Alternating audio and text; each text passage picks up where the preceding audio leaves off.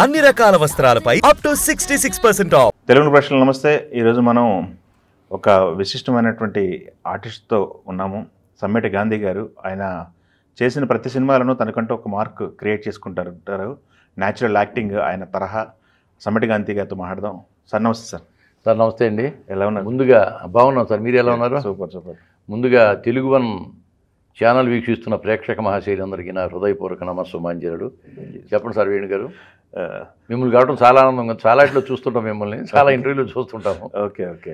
అయితే సార్ ఇప్పుడు మనకి మీరు యాదృచ్ఛికంగా జరిగిందా సినిమా ఎంట్రీ అనేది, లేకపోతే కావాలనే మీరు ఆర్టిస్ట్గా, ఎందుకంటే డ్రామాలు అనేది ముందు నుంచి ఉంది మీకు? అవునండి, నటుడిగా ఒక స్టేజ్ ఉంది. అవునండి.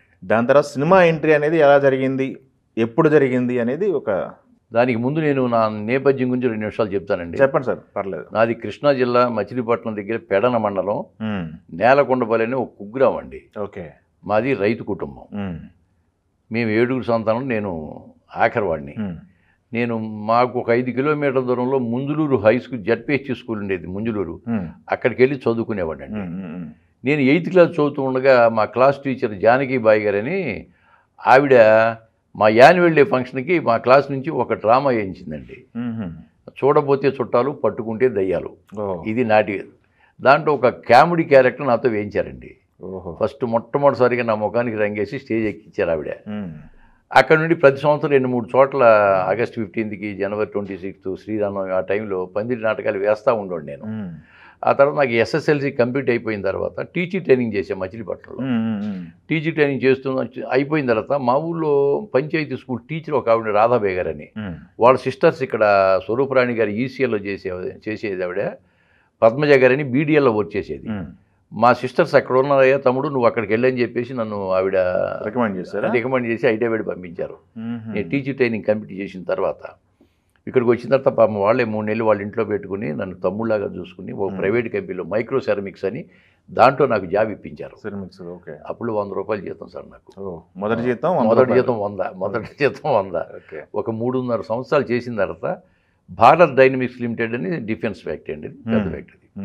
దాంట్లో ఇంటర్వ్యూస్ వస్తే ఈ పద్మజ గారిది అక్కడ వర్క్ చేసేవారు కదా, ఆవిడ రికమెండ్ చేసి వి రామారావు గారిని ఆయన చైర్మన్గా ఉంటే ఆయనకి రికమెండ్ చేసి మా కజిన్ అవుతాడండి అని చెప్పేసి ఆవిడ నాకు రికమెండ్ చేసింది.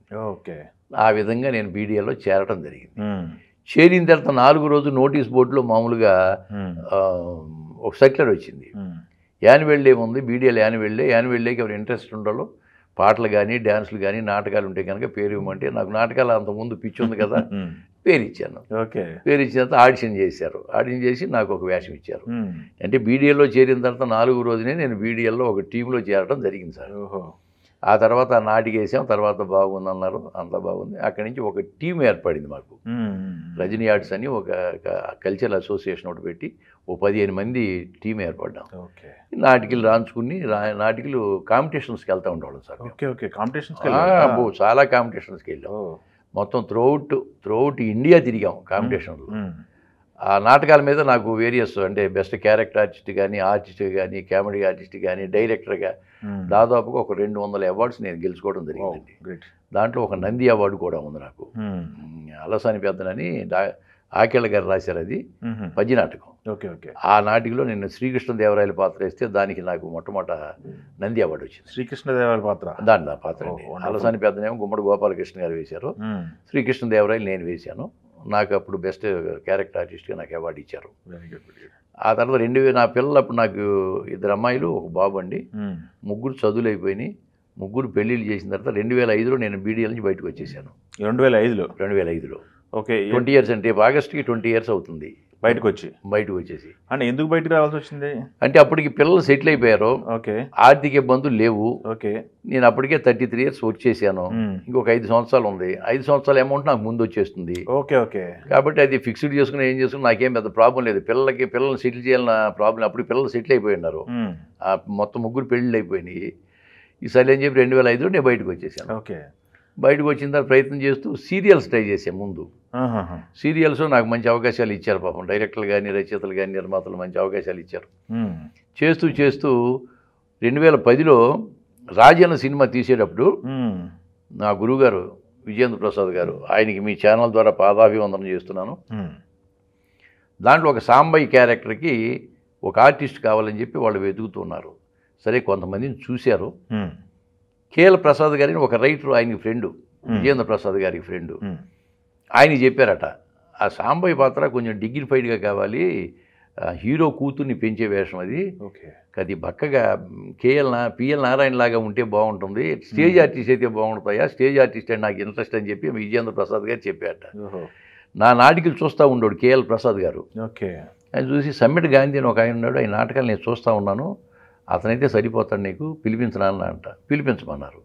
నేను తినేసి 2 గంటలు పడుకుంటే ఫోన్ వచ్చింది ఆయన దగ్గర నుంచి. గాంధీ గారు ఎక్కడున్నారు? ఇంట్లో ఉన్నాను సార్. ఏం చేస్తాను? పడుకున్నాను సార్ అన్న. లేదు, లేచి అన్నపూర్ణ స్టూడియోకి రండి అన్నాడు. అప్పుడు అన్నపూర్ణ స్టూడియోకి పరిగెత్తాను.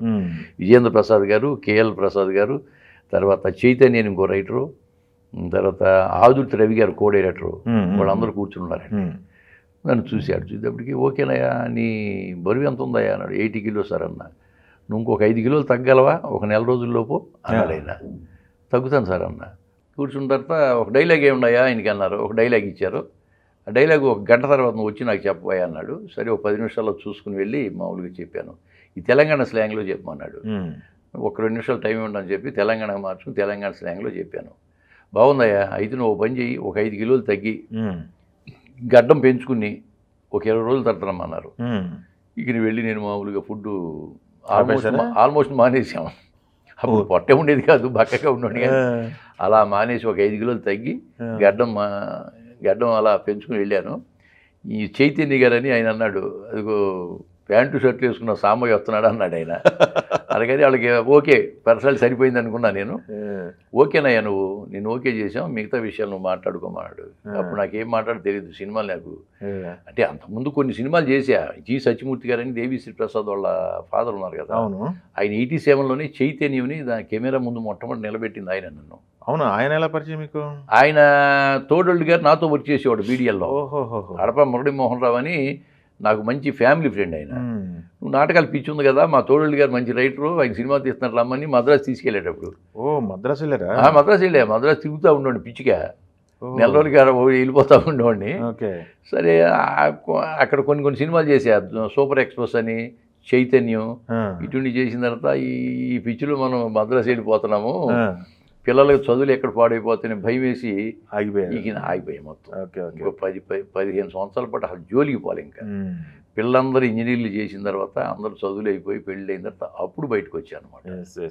ఈ విధంగా మనం అన్నపూర్ణ స్టూడియోకి వెళ్ళడం జరిగింది. ఆయన ఓకే చేశారు, మాట్లాడారు. వెంటనే నాకు షూటింగ్ పెట్టి మిగతా మాట్లాడమన్నారు. ఏం మాట్లాడతారు? ఆయన ప్రసాద్ గారు ఉన్నాడు, వైట్ ఒక ఆయన. ఆయన ఎంత తీసుకున్నాను, ఏం తీసుకోండి నాకేం తెలియదండి అని చెప్పాను. నాకు మామూలుగా నేను ఎప్పుడు డబ్బులు తీసుకున్నది ఏం లేదండి అంటే, సరే నెలకు 10,000 ఇస్తామయ్యా అన్నాడు ఆయన. 1 సంవత్సరం ఉంటుంది, నెలకు 10,000 ఇస్తాం, మీ ఇష్టం సార్ అన్నాను. వచ్చాం. నెలకు 10,000 ఇచ్చేవాళ్ళు సార్. నెలకు 10,000 ఇచ్చారు కానీ ఎప్పుడు పిలుస్తారో ఎప్పుడు పిలితే అప్పుడు వెళ్ళిపోవటం. అలాగే మొత్తం ఒక 40 రోజులు చేసి ఉంటాను నేను మొత్తం అక్కడ అరకు అవన్నీ కూడాను. ఆ విధంగా ఆ సినిమా చేయటం. కానీ మంచి గుర్తింపు వచ్చింది కదా సినిమా. చాలా గుర్తింపు వచ్చింది. కమర్షియల్గా హిట్ అయిందా లేదని నేను చెప్పలేను, కానీ నాకు ఆ పాపకి, అవును, అందరికంటే ముందు ఆ పాపకి ఎక్కువ, యానికి ఎక్కువ పేరు వచ్చింది. తర్వాత నాకు వచ్చింది. అలాగే నాగార్జున గారికి మొత్తం ఒక 6 నంది అవార్డులు వచ్చింది సార్. ఇప్పుడు అవును, 6 నంది అవార్డులు వచ్చినాయి. ఎన్కన్వెన్షన్ చేశారు, సక్సెస్ మీట్ ఎన్కన్వెన్స్ చేశారు. మీరు వచ్చారు అప్పుడు, ఎన్కన్వెన్స్ చేశారు. అప్పుడు రాజమౌళి గారు, కీరవాణి గారు కూడా నన్ను ఆయన వచ్చేవాళ్ళ. రాజమౌళి గారు వచ్చారు సెట్కి. రాజమౌళి గారు ఫైట్కి వచ్చాయండి. యాక్షన్ పార్ట్ అంతా ఆయనే తీశారు. అన్నపూర్ణలో సెట్ వేసి గొప్పగా తీశాడు ఆయన. దాంట్లో మేము లేవనుకోండి, కానీ మేము వెళ్తూ ఉండేవాళ్ళం. కానీ రాజమౌళి గారు కానీ కీరవాణి గారు నన్ను బాగా గుర్తుపడతారు. నన్ను చూడగానే సాంబయ్య అంటుంటారు. గాంధీ అన్న సాంబయ్య అంట. ఆ విధంగా సాంబయ్య మంచి గుర్తింపు. రాజన్నతో సాంబయ్య బాగా గుర్తింపు. అందులో నంది అవార్డు రావడంతో బాగా గుర్తింపు వచ్చింది. ఆ తర్వాత నేను ఇప్పుడు వరకు ఇక్కడ 150 సినిమాలు 150 150 సార్. వెనక్కి తీసుకో 150 అని.